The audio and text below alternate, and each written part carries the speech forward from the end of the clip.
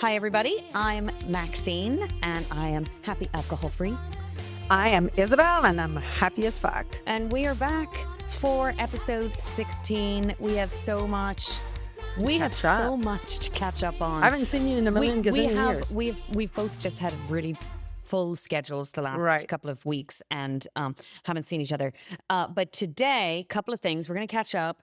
We're going to talk about what I call the summer switch, like switching into summer season. Yes. Which makes me so happy. We live in a state where we have very, very defined seasons, 4 of them. Which one are of them stick season, mud season, green season, and winter. Actually, I know there's actually somebody does this on Instagram where Vermont has 11 seasons because you go probably in in one day. Well, yeah, no, it's so true. There's like 11 seasons in one fucking day. Well, and I joke, while we may have the very defined seasons, one of them is 7 months long. And that is winter. So when it comes to the point where I'm like, it's summer and things are getting green, I'm so happy. So we're going to talk about all of the things that go along with switching over to summer, which often involves all drinking. The different alcohols. Yeah. Yeah. But speaking of alcohol, let's start while we catch up. Let's start with a liquid joy. I'm so excited about this one. So me too, because now, like, there's more of wines like this coming about that are super, they're elevated and they're sought after. Like this, you can't just buy this in the store. Did you know about this one, or did I introduce you? So I had read an article about it. Okay. Then I went to try and buy it. Right. Sold out. I couldn't get it. They're marketing genius. They do that. So by the way. Also, by the way, women own, and they're actually a real, well, I shouldn't say real. They're vineyard, and they do alcohol wines. Yes. They do a low alcohol Syrah, which if I weren't so prone to drinking too much, I would probably drink. But if I have a 3%, then I'll drink a case of it in one night. Yes. But it's 3% for those that are trying to moderate. That's amazing. Yes. And then they have the alcohol-free one. And let me just show it to. Please. This is Oceano Zero. I don't know why I'm saying it. They're with from a French Washington accent. State, right? Washington State? Yes. Yes. They do a Pinot Noir. Time for from Washington my State. spectacles. A Shiraz that's low alcohol. Oh my gosh. Okay, let's read about it for a moment. Yeah. Born of vine, sea, and soil. Crafted.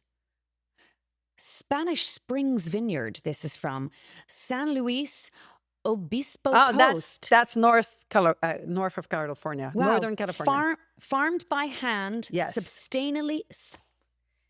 I messed up I English have not had enough coffee. Yeah. It is Sunday morning while we're recording this. Sustainably grown, aged in French oak, mineral seabed soil.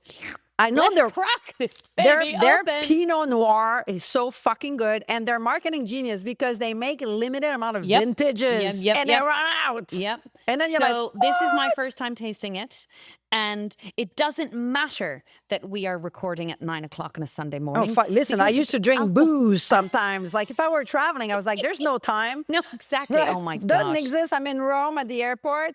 Well, it's 2 o'clock in New York. Like, I would drink. Let's taste this. By the way, gorgeous color smells like wine. Wine, like good wine. 10 calories a glass because I just see that written on the label. Yeah, and it's kind of low. It's low sugar. Let me see. I forget where it's low sugar. Okay, this is amazing. Oh, stop. Maybe we shouldn't talk about it because they'll fucking sold out again. I want to keep it for me. I already bought a case. I need to buy another case. Oceano. It's not cheap, but it's worth it. All right, I'm going for it. It's amazing. I love it so much. Fuck, it's good.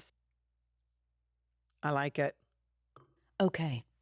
Wow, we're so self-indulgent right now. It's like, what are we doing? Oh, we have a podcast. And by the way, for summer, we need to start getting into rosé. Yes. The whole rosé all That day was my thing. excuse for starting early at the lake. It's like it's just right. rosé. So like when you'd go, like let's say it was a sunny day, you're like, I'm gonna spend all day at the lake swimming, and it's a lake that you don't have motors, just electric motors, so you don't have to fear. So and you're like, I'm gonna swim, I'm gonna paddleboard, I'm gonna do all the wonderful things, and then I'd sit on the dock and it's quiet with the wind. I'd be like, rosé is not alcohol. 10 o'clock, man, open a fucking bottle of rosé. And the problem is by 4, all the plans you had are like gone to the wind, because even though you're not technically drunk because you've been drinking all day, you're like, the day drinking, it is different. oh my God. I have so many things firing in my brain right now because we haven't seen each other for a long time. But let's start with the fact that it is supposed to be summer today in Vermont. And you and I are both like pissing big rain. gardeners. Yes. It is pouring rain. But I woke up this morning to get everything, organized, and I have a very full week this week, and so I want to take tomorrow off. Just take a day. Yes. But so this morning I was like, okay, it's pouring rain, but I woke up at late because I went to bed late last night. For me, 11 o'clock. Right. Oh God, that is gosh, late. it was crazy late. But I told you our daughter was performing by the time we got home and everything. And this morning I woke up and there's something about I call it Sunday morning magic. Right.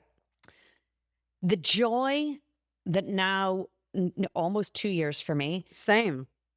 The joy, Sunday morning were my hangover days. Right. I mean, the days I was hungover in my life, Sundays were probably the most common because hangover you had 2 drinking nights under your belt. belt. Had Friday and Saturday, and Saturday night was either out for dinner or date night. Right. And so it was, I would, like 6 o'clock on Saturday evening for me was always all bets are off. Right. And so... Oh, you're a late bloomer, 6 o'clock. For me, like that was already hitting like the dessert wine at 6 o'clock. No. Like we would be cracking open a bottle of champagne at 6 o'clock or making a really delicious martini at 6 o'clock on Saturday. But for me, like we've talked about how our timing was always different. Then I would be opening a nightcap bottle at 11 p.m. Right. And so then we're up until 12, 1, 2 in the morning. So Sundays were just typically really, really rough for me. And so now when I look at my little wake up thing on a Sunday morning at 5:30, 6:30, whatever, 6:30 I slept till today was a miracle. I have, it's like a tingling joy. Yes. Of going, I will never ever have one of those Sundays again where I feel sick, blurry, and never, ever. And it's magic, and I know there's the pink cloud and the honeymoon phase of anything that has not dissipated for me. And I don't know if that's still pink cloud. That could just be waking up feeling great. And by the way, even when it's pouring rain. Back on the lake thing, we were going to talk about summer. Last year was my first summer not drinking, and I remember being like, shit, am I going to do the whole beautiful sunny day at the lake and no rosé? And someone had given me a trick and it worked so great. So obviously NA wine for me was like my go-to. Savior, and I started like drinking at 10 in the morning, same. But if you're tempted, especially in early sobriety, if you're tempted to reach out for booze, what you do is you think about how you're going to feel in an hour. Yes. Right? Yes. And you're Play like, it oh forward. Man, I'm going to feel groggy, and that swim I was going to have, I'm not going to do it. And then I'm going to start eating a ton of chips and I'll feel bloated. Like you start playing it forward. And then by the time you're done playing that movie, you're like, oh no, I don't want what? I don't want it. So that's a little bit like, those gorgeous mornings. Yes. Every time I haven't had real temptations, but every time you look around and you're like, oh, everybody else is drinking. And you think of that morning, you're like, my gosh. Fuck it. Can I tell you, I was at a party recently. Right. And it was so much fun. Mm-hmm. But a couple of people were really drunk by the end. And all I could, again, have at it. Go for it. Go for it. I'm so excited. You're clearly having a great time. But all I can think about is me not feeling that woman's hangover the next day. Right. No, that's how I play it forward. Right. Where I'm like, you're having a blast right now. And I remember the days where I'd be like, all right, let's go get another martini somewhere. Yes. And when I have those FOMO moments, that's what I play forward. And I play forward to she's having an amazing time right now, and no inhibitions and blah, blah, blah. But tomorrow morning, I'm going to be so clear and happy and playing tennis early in the morning. And and that helps me. It really is a useful And tool. it's funny that you're mentioning the FOMO because I was at a party too recently. My sister turned 50 and it was wow. great. It was great. It was in Montreal. Canada. Yeah, we had Yep. it was a big party and now almost 2 years sober. So I brought my own non-alcoholic wine, although she had made provision. Okay. But I actually ended up drinking my own stash hidden in a corner simply because I didn't want to get in line at the bar. So it was just easier, right? But it's so funny how at 54, like you would think we would be over FOMO and fitting in. No, and it's no. so, and We're that's the humans. only thing that I remember thinking. So I never cared for fitting in. I like to dress different. I like to look different. I like to speak different. It actually, when I was a kid, I used to have nightmares that my hair would grow. I used to shave my head. My dad would remove all the locks in the bathrooms because he fucking wanted to kill me. I was punk, you know, 13 years old. I'd shaved the side of my hair and I looked like I had a brain surgery, right? And my dad was like, not for it.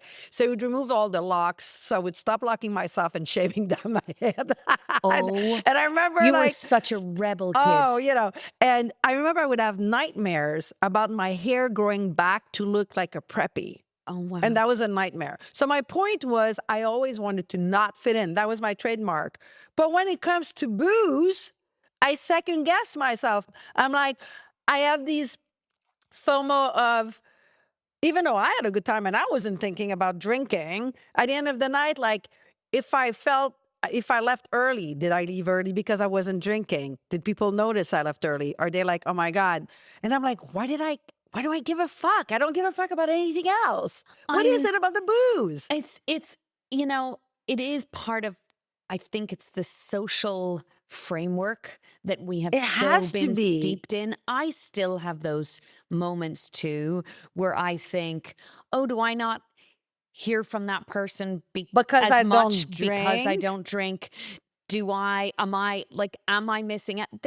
I just think it's human nature. We have made a decision in our lives that is still at this point, although I don't think it will be in 30 the future, right. We are still going against the social norm. But how crazy,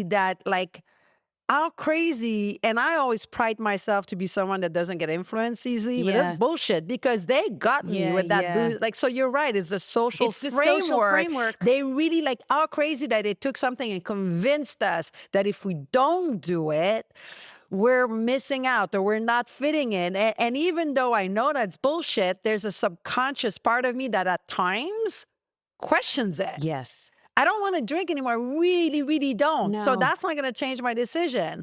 But that I still feel, is that why? Is that why? I know. And it's so weird. I know. And I feel it too sometimes, but I do think I feel it less. Definitely less. Because I'm also constantly reminding myself of the very simple fact that what I have done for myself is so good for myself. But I just find it amazing. That makes me realize how much brainwashing has happened, that I would still sometimes think, is it because I don't drink that? I don't know. Like, for instance, the other day I was watching a Netflix something, and I can't remember what it was. Oh, yeah. Margot's got money problems, right? So it's cute. And so you see at some point, Margot and her mother go to Las Vegas and they get wasted. They party because the mother got married, right? And you see that big girl bonding and, getting wasted and having a good time. And there was a little pinch in my heart. I was like, I could imagine myself with a bunch of girlfriends going along, staying out late, not drinking, and thinking, maybe I don't fit in all the way. How fucked up is that? I would still think that. Well, I think it's normal. Again, not only are we going against the social norm, we're going against what we have trained our own selves to believe is what is fun, is what is normal, is all of those things. And I'm trying to think where I was recently, where I thought that, where I was like, oh gosh. Oh, and I was watching I'm still watching Bridgerton, still working my way through Bridgerton. You sexy kitten. Except I have to keep, if someone, where I watch TV in our house is like lots of open space. Yeah, I know around exactly it. where So your guy I'm was. constantly You in can't that big room. hide. So you can't hide, but I hide. love the big TV in there and I love the couch. So when I hear my son You coming mute in, it? I'm like, pause. I'm like, what do you need? As they're like, what do you "Wee!" need? and of course, when he looks at it and sees all the period costumes and all of that, he's probably rolling his eyes. But I'm like, oh, if only you knew. But they were talking in a scene. Oh, it was a pre-wedding scene, and they were talking about getting really drunk.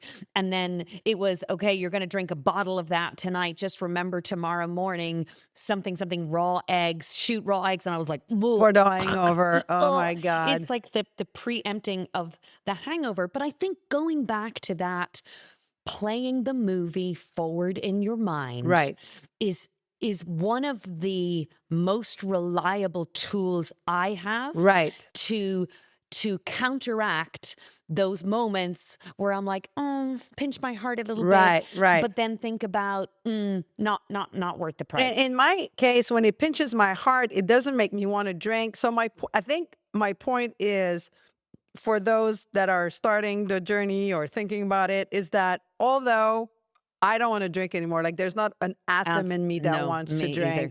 Zero. I feel too great. And also, could we just cheers on that? Oh my God. Because that is the thing we got to keep talking about. That's no part of me wants to drink There's ever not again. a part of me that wants to drink. But it doesn't stop that I'm still a victim of the brainwashing. So that sometimes it pinches, not pinches that I want to reach for a drink. No, it just pinches, right? Yes.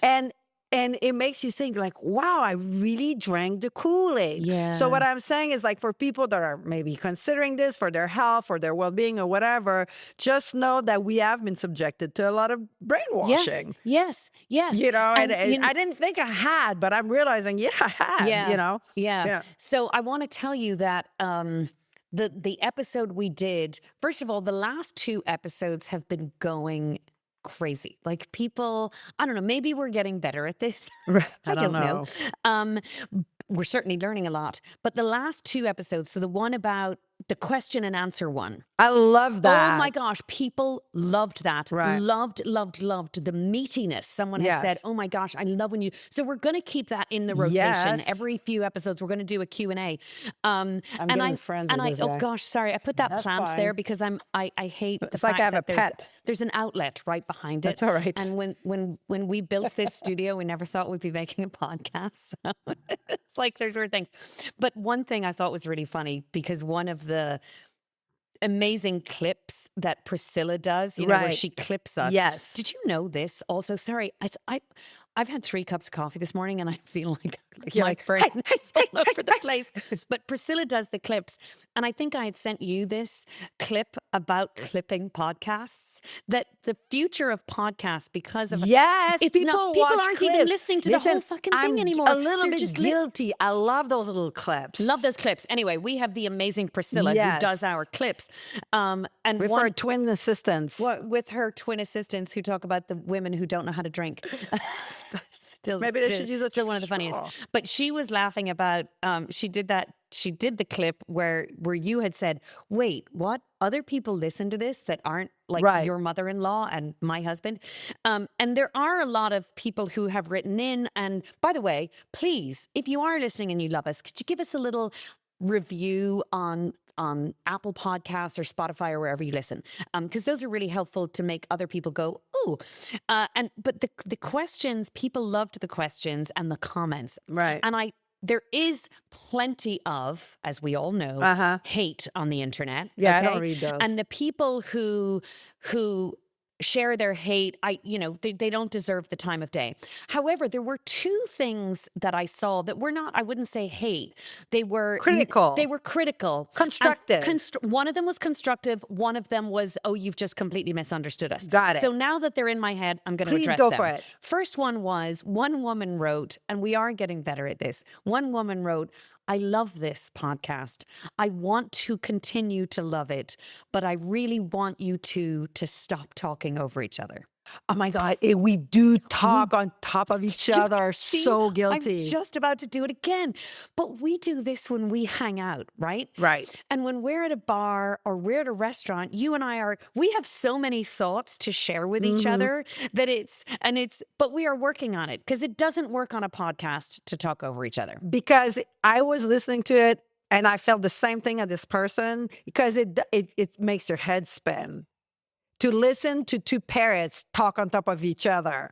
So I've been trying to be mindful, but the problem is that I will say we need to stop talking on top of each other.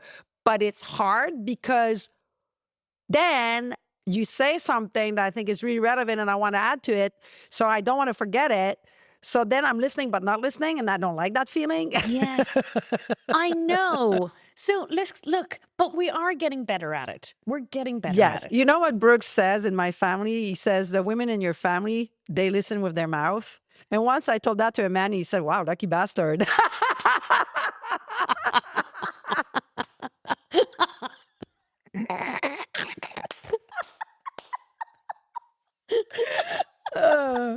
Okay, so both you and I listen with our mouths. Hey, Andrew.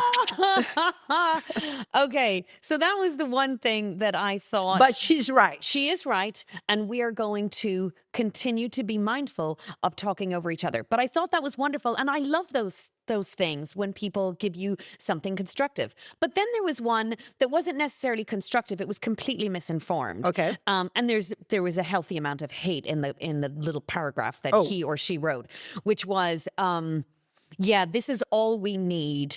Trying to teach people about addiction from two privileged white bitches in Vermont. Oh!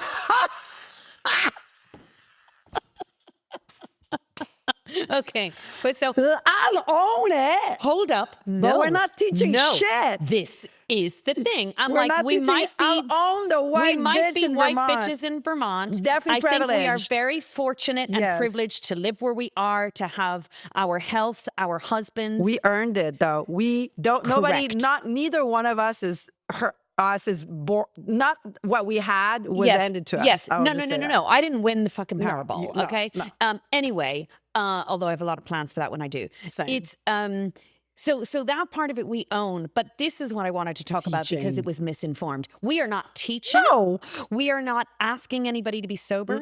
We are not psychiatrists. We are not sober coaches. We are not any of those things. We are two privileged white bitches who live in Vermont, who happen to quit drinking at the same time, who built a bond and a friendship that is so deep, so connected, who make each other pee our pants laughing, happen to make lots of other people laugh, and we are here to entertain you. Let me entertain you. That's what we're here for. That's it. We're End not teaching. Of sentence. So I can't remember who that person was, but I just wanted to address that. Boom. Not helping. We're not trying to help you get sober. We're not trying to tell you to get sober. That's not what we're doing here. I think what we're doing is for me, it's free therapy. Number one. Yes. Number two, the only thing you might learn is some good NA options. Correct. That you didn't know about. Number three is if you're sober curious. I think you missed number two. No, that was number two. What was number one? Number one was it's free therapy. Oh, yes. So I'm still with it. So number three is if you're sober curious or you're starting to quit drinking and you're like, shit, I wish I could talk to somebody, but it's not my thing. We're just talking to somebody. Yes. Is all it is. Yes. So relax, Mr. Non-privileged white woman. I totally in Vermont. think it's a man. But yeah, it's got to be. But he needs to take a chill pill. We're not teaching shit. I agree. Relax. Anyway, let's talk about this whole switching to summer situation. Oh, yes. And it is, right, here's what happens in the summer. I get all excited again because we've come out of 7 months of winter. And I'm getting all my patio furniture out and my cushions. And of course I did all of that yesterday. Right. And today it's a monsoon outside. Ugh. So, Memorial Day in Vermont, you just cannot. You never know. But along with that comes, and this is something I know all of our parent listeners will appreciate. We call this month May Mayhem. We're going I didn't know that. We're going into June because it's graduations. Right. It's end of school concerts. Oh. It's Weddings. recitals. It's weddings. Oh, by the way, people loved the wedding episode too. Okay. Yes, which is funny because our 2 weddings were hilarious. So that whole summer, and it's invite season, right? We also live in an area where a lot of people come to for the summer. Yep. And so I'm seeing people at this time of year that I haven't seen for the winter season. And with that comes automatically still all of those parties, all of those celebrations come with an expectation of drinking. So let me ask you, so this is going to be both our second summer not drinking, right? Yep. So your first summer, I know my first, but how did you, and especially in a place where it's Nordic, like I'm from Montreal originally. I just want to make a parenthesis. My dad had the funniest story about North summers. So years ago, like obviously he's passed now, but a long, long time ago, he was a big shot in a firm, and he was hosting a client, and the client had his own plane or something, and they had to go way north of Quebec to visit a mine or something like that.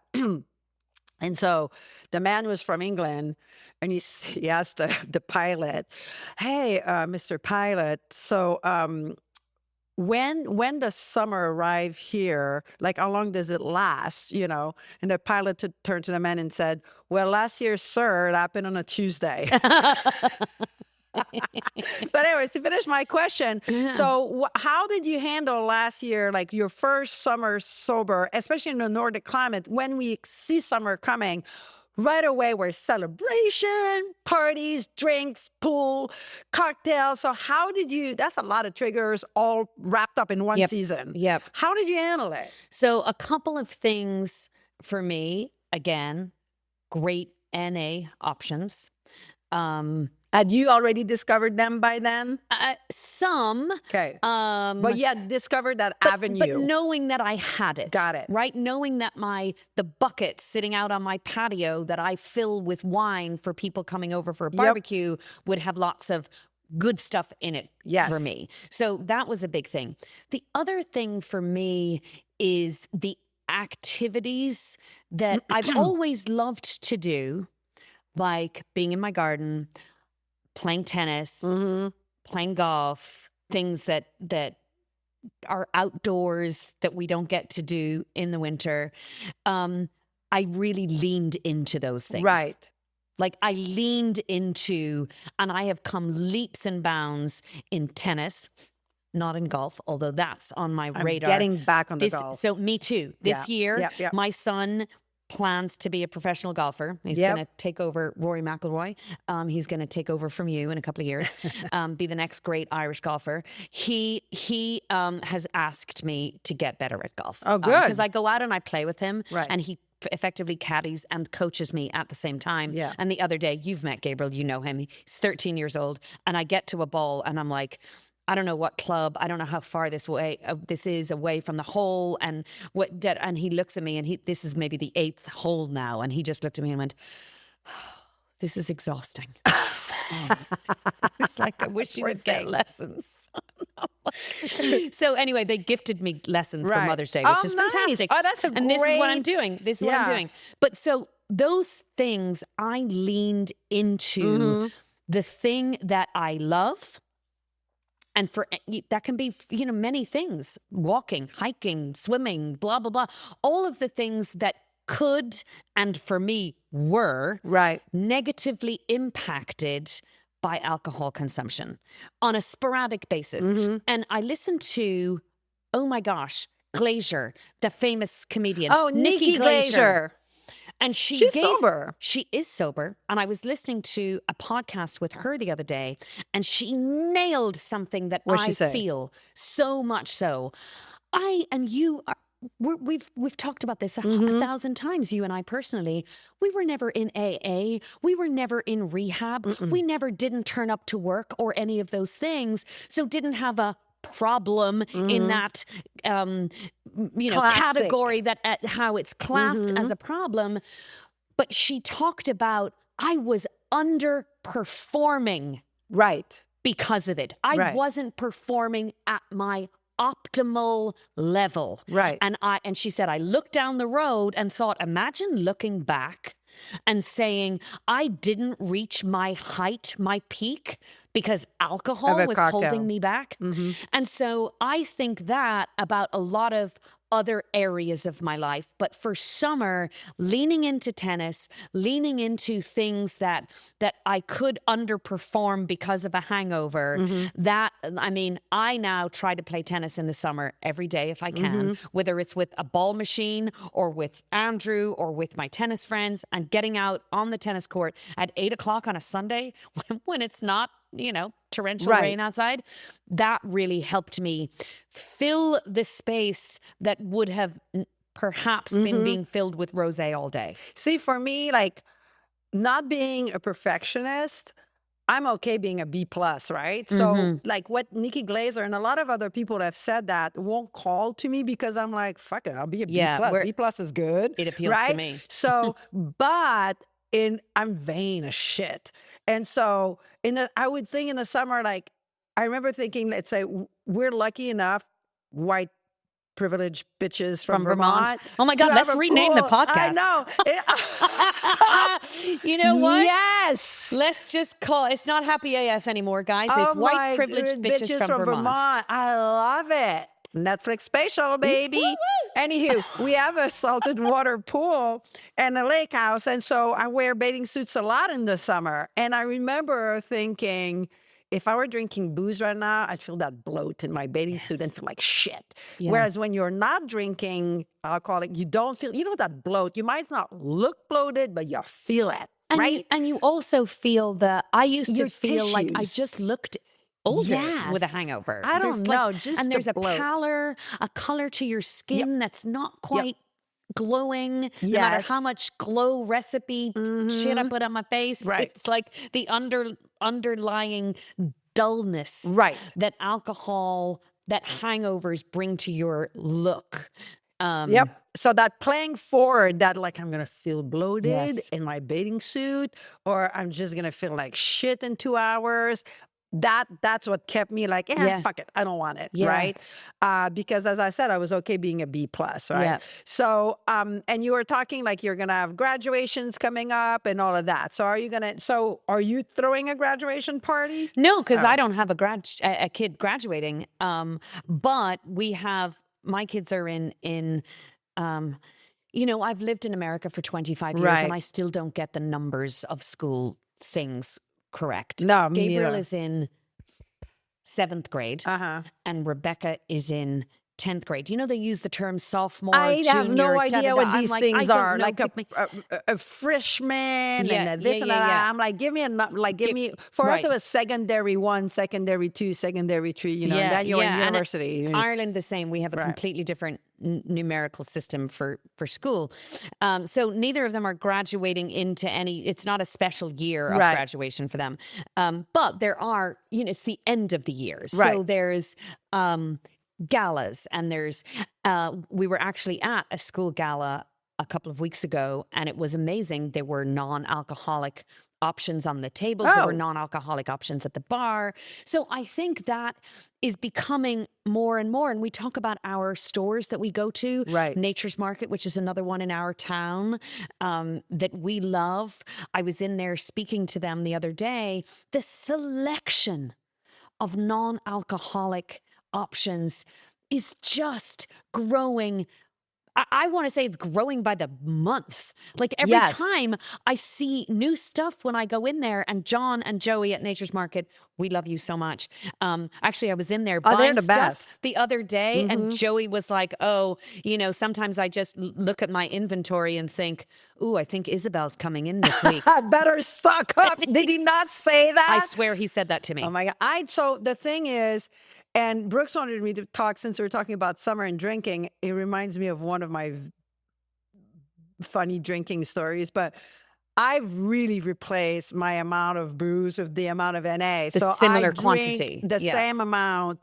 And it's funny because there was a thing on Instagram, this woman who's been sober 3 years, I don't know who she is, but she was giving, now talk about someone who seemingly is not a professional, and it was giving her 7 rules like what you should not do and should do to remain sober. Should. Right. We never say should on here. No, we're not because we don't know.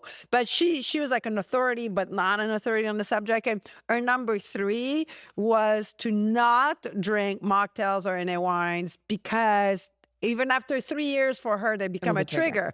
And I'm like, for you, This for is the other thing. people. So, but Brooks wanted me, he's like, you gotta tell them about the Banyuls story, since we're talking about summer and booze. What word did you say? Banyuls. Banyuls is a place. So wow, do you where remember? Is that?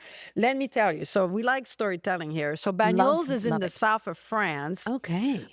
2 hours north of Barcelona, and they make a very famous dessert wine called Banyuls. It's very close to a port, so it's a fortified wine. And we know I don't like port. Right. Because remember my law school story. Banyuls. Okay. Banyuls is a tiny little village perched in the Pyrenees, I believe they are, right on the Mediterranean. And my in-laws, so do you remember the story where I said Brooks and I, when we first dated, like a few months into it, went to England, London, got wasted. And I was like, my friends never spoke to me again.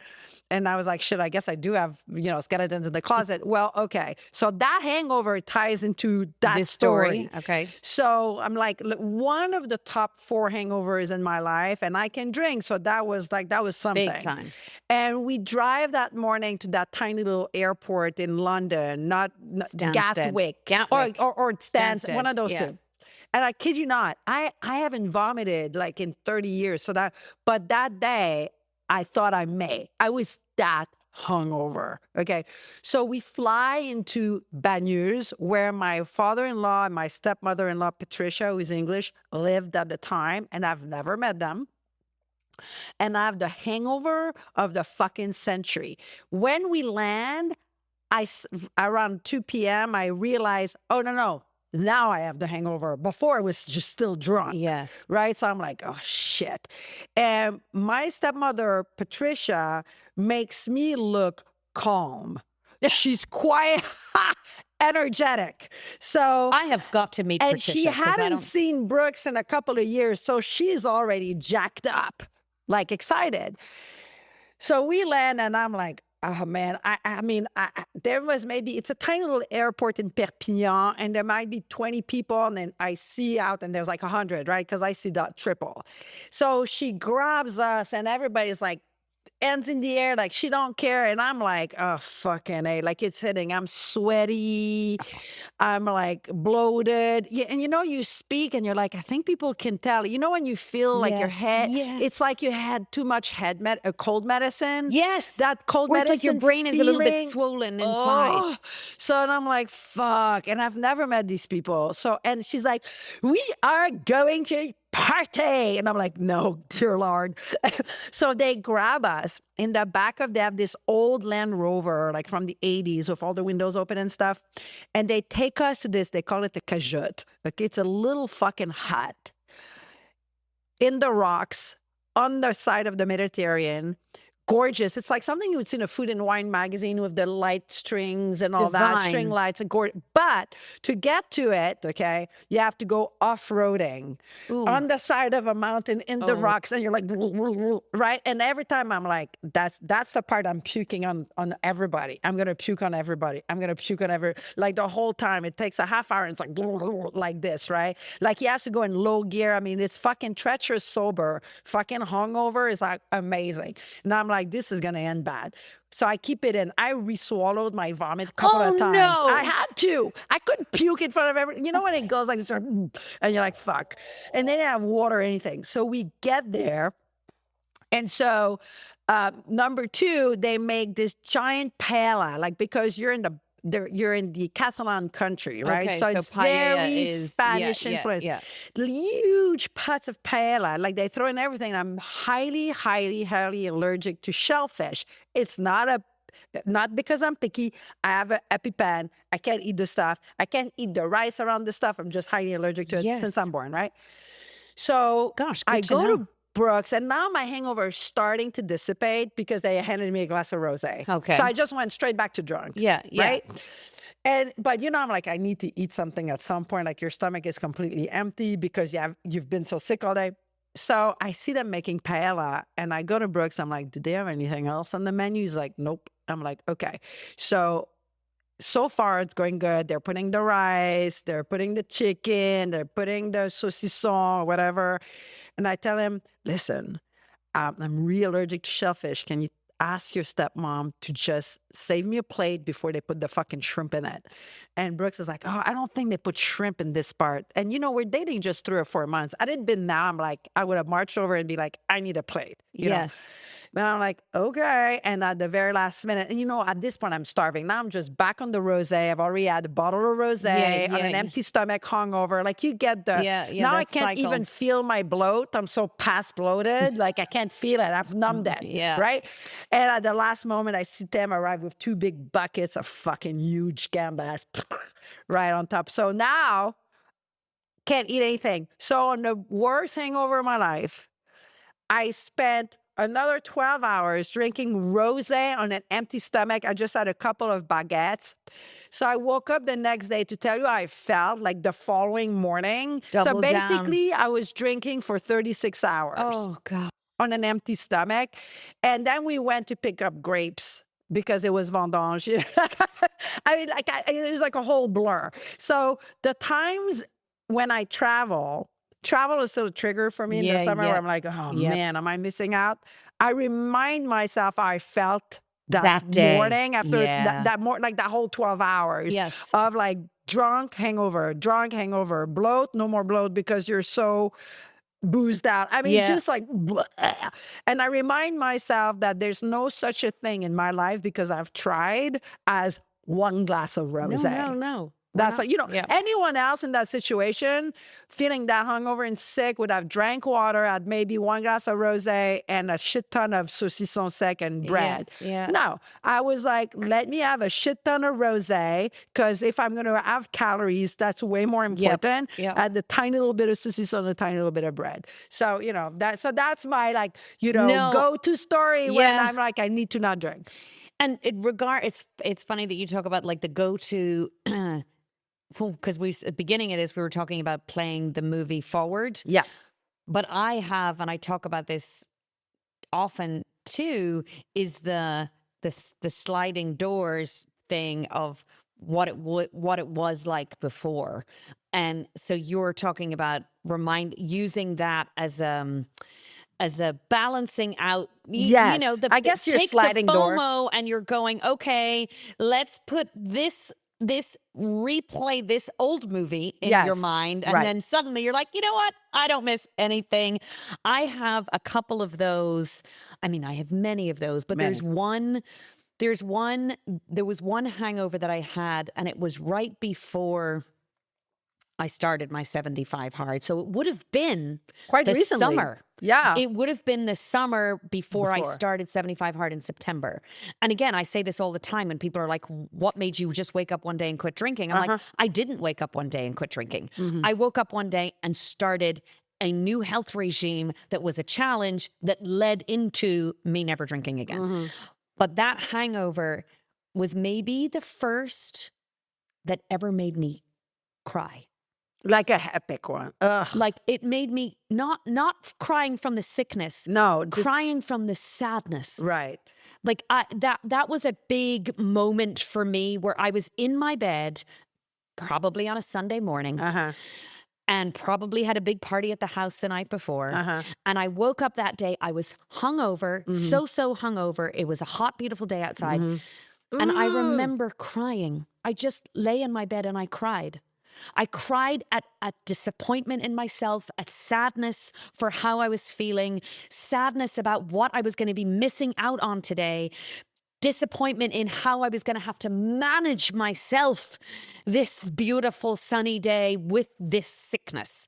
And I go back to that hangover any moment where I'm like, have the little twinge of FOMO. I'm like, remember that day you fucking cried? Because you were hungover. We tend to just romanticize and remember the good bits. Yeah. It's kind of like when I was smoking cigarettes, right? There was nothing like the first puff. And all you had try to do is recreate that first puff when you keep smoking and keep Yes. smoking. So it's like the drinking. We remember the good glasses of wine, the one that you're sitting in a nice bistro and you just have the Yes. one. That's what kicks the FOMO in. Right. That's Yeah. what kicks the FOMO in. But when for people that are trying to quit drinking or have done so, remember those good nuggets of stories that bring you back to reality. And by the way, when you're talking about hot, nice summer days, is there something worse than a fucking hangover on a nice day? No. At least if it's raining, you're like, fuck it, just like watch Netflix all day. But when you wake up and it's sunny and you're like, oh no, I could be biking. But instead I feel like shit. It makes the hangover so much worse. Worse. When you look out at a beautiful sunny day and you think, wow, I cannot, again, talk about optimizing. Right. You look out and you go, I cannot optimize this X, day. Y, Z. It kind of put a veil on the day, like a veil. Yeah, definitely not veal. No, not veil. No, that's a. All right, a veil on the day. I have a picture. It's also not a sheep. It's a moo, a little moo. Oh my gosh, Priscilla's gonna have a field day. Our kids are gonna be like, why are they mooing on the telephone or the microphone? These ladies who don't know how to drink also don't know the difference between cows and sheep. But yeah, so that's a good one in the summer when it's nice to remind yourself. You wake up with this hangover and your old day is now crummy, and it would have been such a nice blue sky day. Yeah.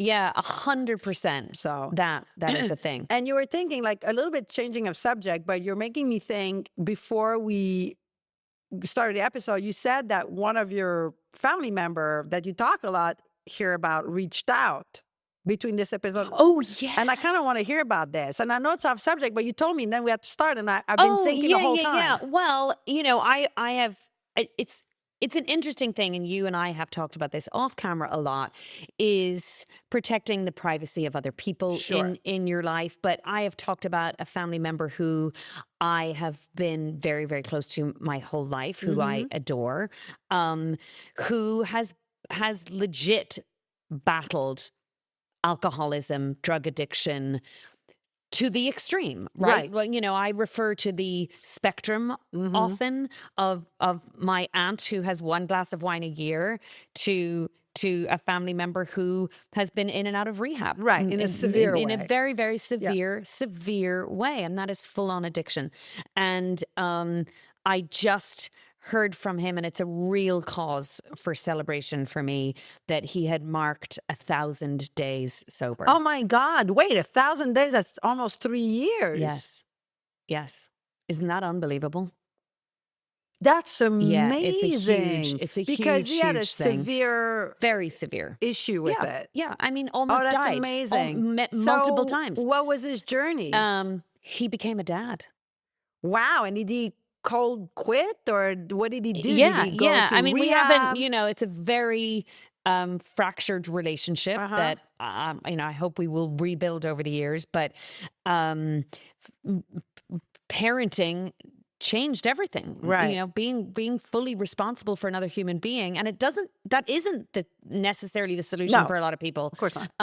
But he is somebody who he's got one of the biggest hearts. He's like I can see how this would be a trigger for him to say nothing is now more important than this new life that I have created. Did he quit by himself, or did he go to rehab, or do you know? I mean, he's been in and out of AA his whole life, so I'm sure it was a combination of things, and we haven't, we're treading gently, right? Because there's a lot of pain and a lot of healing, that needs to be done around that relationship, and I was on the receiving end of a lot of that hurt over the years. And but it's yet again proof that you can do it. You can get a hold of it. And I mean, not everybody can. Like, look at the number of deaths that have happened. I was talking about this in the car with the kids the other day, because I don't know who was on the radio, and it was Amy Winehouse was on the radio, and I talked about the loss of life and how she had died so young. And then we got into Dolores O'Riordan from the Cranberries, and we went down this conversation path of the number of extraordinary artists, musical artists. We're a musical family. We all are singers and performers, and the number of people that just made me sad to think of the genius. Was the singer of the Cranberry also an addict? Yes. I didn't realize that because she passed away, right? She passed away. But not of that. There was definitely It was around things. It was something. Yeah. Okay. I mean, she was found in her hotel room. Right. And there was definitely issues. But then we talked about Michael Jackson. We talked, right. Robin Williams, all of these incredible humans whose lives we no longer get the privilege of access to. And it was because of substance abuse. And that's the thing, though. And also it makes me think of when I was playing is a strong word, but when I was trying jazz piano. So for maybe 10 years, I converted from classical to jazz. I was not very good at it, but I gave it a good go. And I remember one of my jazz teacher telling me that was very interesting. He barely drank, like maybe had a beer per week, if that. But heroin is prevalent in the jazz world for some reason, and very, very prevalent. Okay. Is that true? Yes. I did not know this. You did not know that? I did not. Miles Davis, Brian Mellow, Chet Baker lost all of his teeth because of heroin. Oh my gosh. Oh, heroin is like Ray Charles. I mean, it was very prevalent. And it's interesting. We had this conversation like, which came first? Oh my God, my favorite, I can't believe that Bill Evans, best jazz fucking pianist in the universe, major heroin, it killed him. Yes. And my teacher was like, you can have a junkie perform the best set, but you can never have a drunk do it. And there was this other very, very famous, not it's too early, jazz pianist, an older man, passed away now. He was a drunk and he couldn't play when he was drunk. And he's like, you can't play when you're drunk. No. And he's right, because I tried. I couldn't play sober, but it was worse drunk. But the thing is, one of the conversation is, some of these jazzes, not all of them, but some of the young people that were jazz players, instrument players, would try heroin because their heroes were junkies, right? Yeah. And because it creates that aura of like coolness. And I never tried heroin or anything. I never really did drugs, but there's a part of my drinking and smoking that was influenced by people that I thought were cool, that were addicts. Yes. And reversively, when I quit drinking, I had to look up at these people that were sober, right? David Bowie was one of them. Yes. And like, for instance, Brad Mellow is a jazz pianist that's very famous, who's sober too. But, they influence, and you wonder why these artists, is it because they're artistic, therefore their brains leans themselves to addiction, or vice versa, right? I don't know what comes first. So I think there's two things there. And it's, first of all, we're going to have an episode where you are, people don't know this because we've set this lovely little corner set up. This is my husband's music studio. My husband is a music producer, and we are set up in a corner of his live room, and we're looking at a Steinway piano. Oh, I'm not touched. I haven't touched it. No. I've burnt everything. Absolutely not. I've left all my notes. I haven't touched a piano in 5-6 years. Oh my gosh. But so now here's the other thing. That doesn't say you can't. Yeah, the other thing is, do you know our video editor, Andrew, who's not my Andrew Walker? Yeah. Is also a jazz pianist. Oh, I want to listen to his jazz playing. So I want an afternoon where you both just sit at the piano and play around. I can't. I erased everything, but I listen to his jazz playing. I've erased everything. You're so stubborn. I am. I'm a B+. Oh. But all of that to come back to, like, you were talking about artists, they also contribute to that marketing around alcohol and drugs. Yes, but it is the same in the music industry. Right. It is the same in my performance industry, where you come off stage and you're given a drink. It's the same in Andrew's business, which is the recording arts, where you go into a studio to write music, and there's all of this, there's weed, there's booze, right. there's, because there's the perception that you're more creative, your juices are flowing, you're you're that when you get a little drunk and But high. it's quite the opposite. It Look is at so this not guy. true. I can't think of names right now. But the guy who's Aerosmith, the lead singer, said that his best years as a talent were once he got sober. He was a major heroin addict, and I believe he drank a lot too. Yeah. And once he cleaned up, that's when he made the best ever music, right? Yes. So we're under that impression that it makes us more creative, but it doesn't. It doesn't. It fucks absolutely your doesn't. performance. And again, to talk about what we started with in this whole summer thing and FOMO is what we've been conditioned to think. Do you know sex, drugs, and rock and roll? Right. That's like those things were put together. Correct. And so you think, oh, we need alcohol and drugs to be creative, to be in a recording studio, to make great art. It's just, it's not true. Right. And we now have all of that evidence. Anyway, we have reached the end of our little segment here. Oh my God. I know. We fly through things. But listen, let's not worry because there's another episode coming your way. Right. I want to go back to, while we wrap up, this wine. Give it a little moment to your camera right here. Hold it up to the camera. This one. This one. No, this one. This one. This is you. Ching ching. Oceano. Can't beat this. Ladies who made this, thank you so much. Very delicious. And this was a great episode. It was I missed you. I know. We haven't seen each other in a while. I know. This was good. And I keep looking at your top because it is so beautiful. I knitted it. I know you knitted it, which is just... I'll make you one because I still have yarn. I want one just like that. Everybody, thank you for listening. Thank you for sending in your questions, your thoughts. Please share us. Please share the clips you see on social media. Send us questions because we're going to do another Q&A because we love those. Send us your... we don't want your hate. So if you have hate, here's what I suggest. Scroll on by. Scroll on by. Or see a therapist. Scroll on by. No. You scroll on by. But if you have constructive criticism, that we love. Yes, because it's true that we tend to talk on top of each other, and it's like, But look at us not doing it now. We're making a huge effort. We are. We are happy alcohol-free. And we're also happy as fuck. And we thank you for listening, and we'll see you on the next episode. Have a good one. Bye. I wanna be